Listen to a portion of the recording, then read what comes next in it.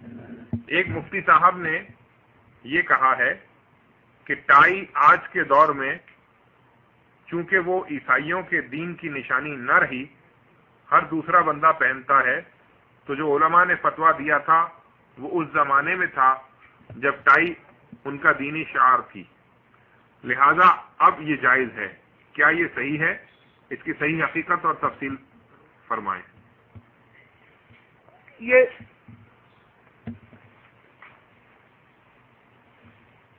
Tie کے سلسلے میں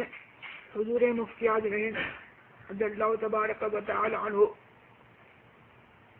اور اسی طرح حضور اعلیٰ رضی اللہ تعالی کے فتاوی سے بھی یہ ظاہر ہے کہ ٹائی نصرانیوں کا شعار ہے، اور یہ ان کا مذہبی شعار ہے، اور مذہبی شعار کتنا ہی عام ہو جائے اس کی اجازت نہیں ہو سکتی، اور یہ مفروضہ کہ اب ان کا شعار نہیں رہا، یہ قابل تسلیم نہیں ہے۔ ہم نے ابھی کراچی سے جو سیشن ہوا اس میں یہ ثابت کیا کہ ٹائی کی مذہبی حیثیت آج بھی باقی ہے، اور ٹائی چرچ کی رسپیکٹ کا لباس ہے، اور اس کی قرآت کی شکلوں سے جو ہم نے اپنے فتوے میں ٹائی کے مسئلے کے آخر میں چھاپی، ظاہر ہے کہ ٹائی کراس کی ایک فارم ہے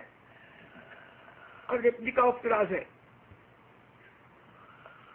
اور اس کی مذہبی حیثیت آج ہی باقی ہے،